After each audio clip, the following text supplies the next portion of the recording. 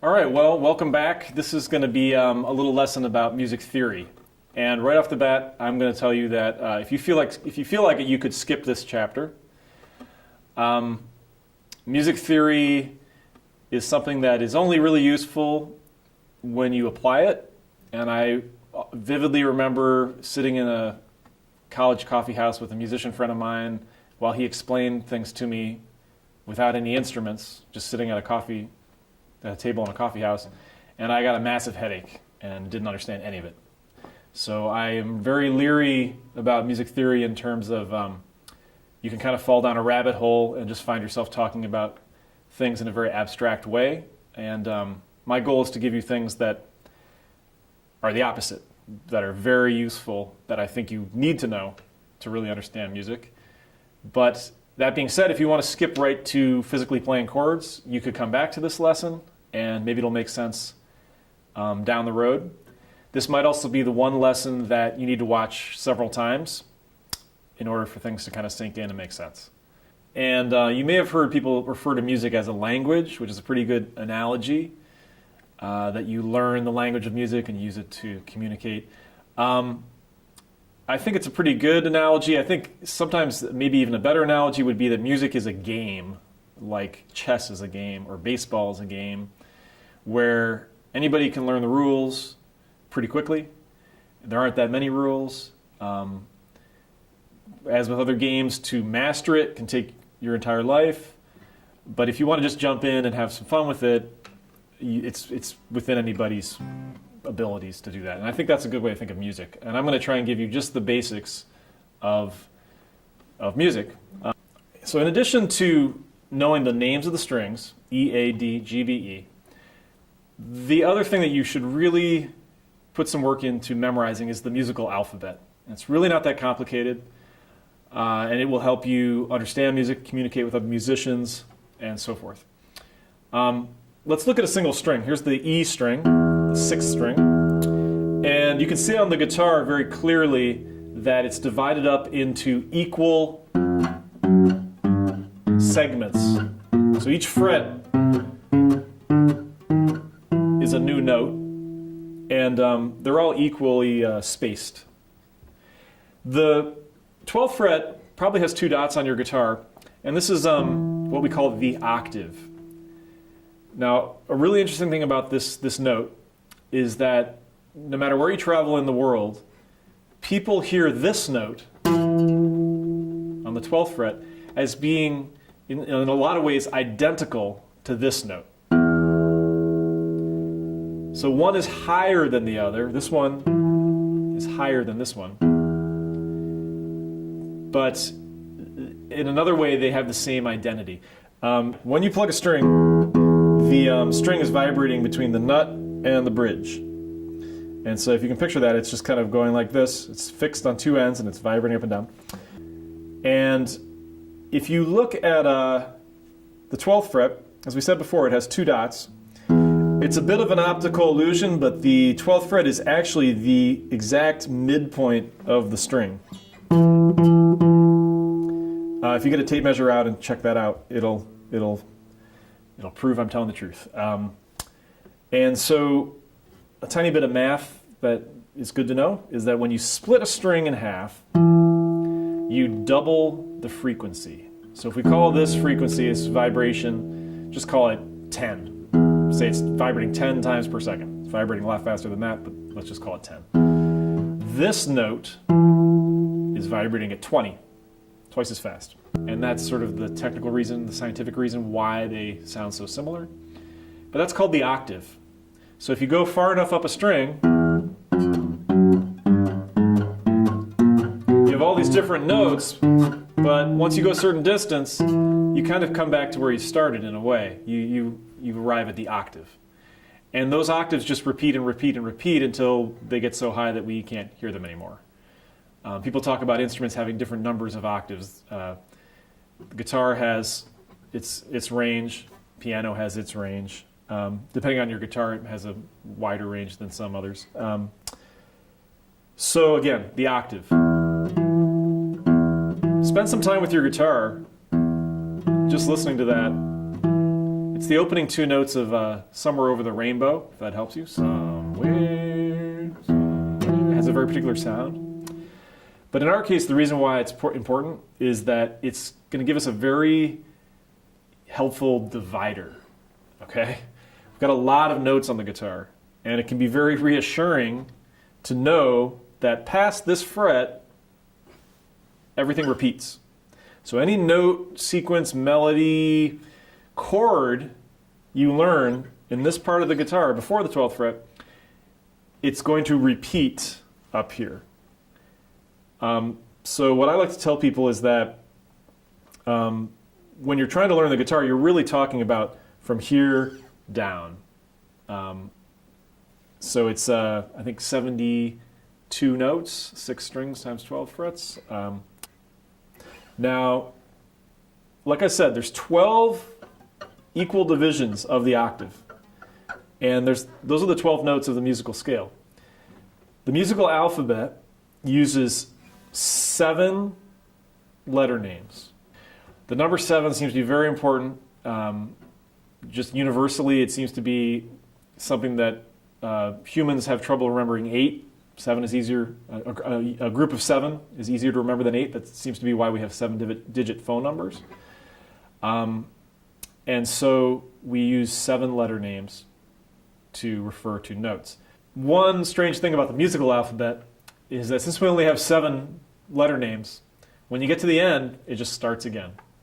So it goes A, B, C, D, E, F, G, A, B, C, D, E, F, G, A, B, C, D, E, F, G.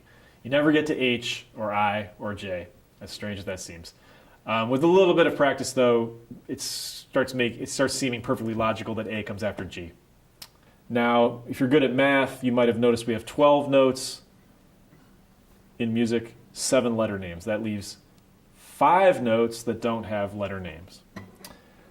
The way we deal with those notes is we give them sharps and flats. And so a sharp means just a little bit higher, and a flat means just a little bit lower. So let's pick a note. I'm going to pick a note right here on the 5th fret of the 6th string. That note is A. All right. And just above A, on the 6th fret, we have a note called A sharp. And just below A, on the 4th fret, we have a note called A flat. And keep in mind this added complication. Some notes are going to be right next to each other because we have 7 notes that are identified by letter names, and then some additional 5 notes that are sharps and flats. But as you're going to see right off the bat, some of the letter name notes are going to be right next to each other.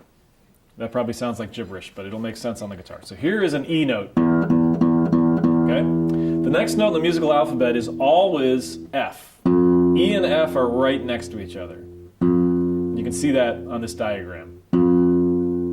The next note after F is F sharp. Then we have G. Then we have G sharp, A sharp, B, C. B and C are right next to each other. C sharp, D, D sharp, and we're back to E. So notice as I was heading up, a lot of the notes, the in-between notes, if you want to call them that, were sharp. This is G, this is A. But heading up from G to A, it's G sharp.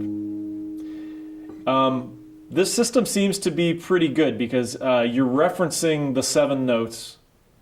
You're using the other notes, you're naming them in reference to the other 7 notes, and it seems to work. It seems to be easier to memorize than if we had 12 completely different names for these notes. Really important, E and F are next to each other, right next to each other. There's not an E sharp or an F flat in your most common sort of talking about music. B and C are right next to each other. You don't usually hear references to B sharp unless you get into some really arcane music theory, or C flat. If you're hearing references to C flat, you're into some pretty advanced music already. You're beyond basic guitar. B and C are right next to each other. All right, there's one more thing that you need to get a handle on, and then you're going to be all set with the musical alphabet. Let's review for 1 second. 12 musical notes, 7 letter names. E and F are right next to each other. B and C are right next to each other. You just have to memorize that. It never changes. It's always those 2 groups of notes, E and F, B and C. It's worth writing down. It's worth making flashcards, whatever you have to do. The other thing you need to memorize is sharps and flats can be the same note. We were going up the string, F, F sharp, G, G sharp, A sharp, B, C, C sharp, D, D sharp, E. Well, if you're paying attention, you might realize that, okay, this note right here, which I just called D sharp, yes, it is 1 fret above D. It's just above D, so it's called D sharp. It's also at the exact same time just below E, right? So isn't it called E flat? Well, yes, it is. It's called D sharp or E flat.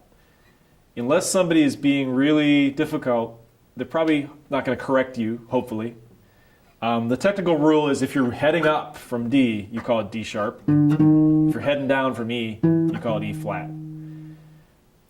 For the most part, musicians aren't that technical about things. It seems like most people use the term E flat rather than D sharp in general when you're talking to musicians.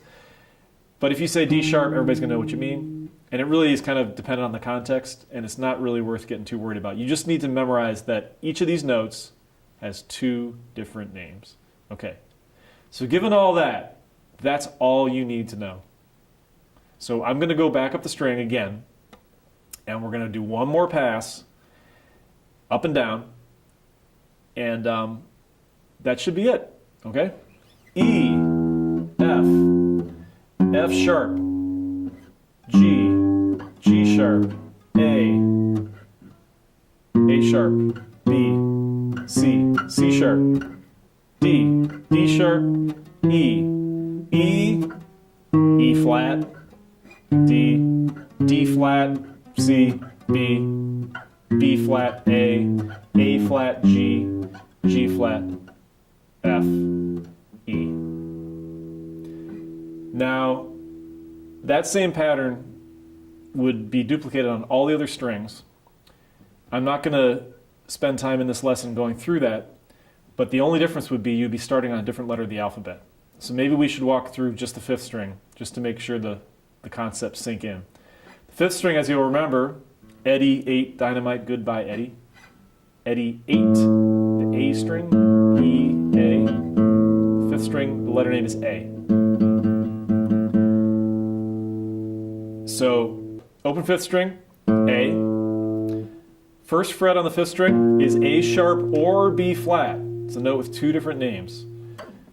Second fret on the 5th string is B. Now remember, the next note is going to be C, because B and C are always next to each other. The next note is C sharp or D flat, then D, then D sharp or E flat, E. The next note is F, because E and F are always next to each other.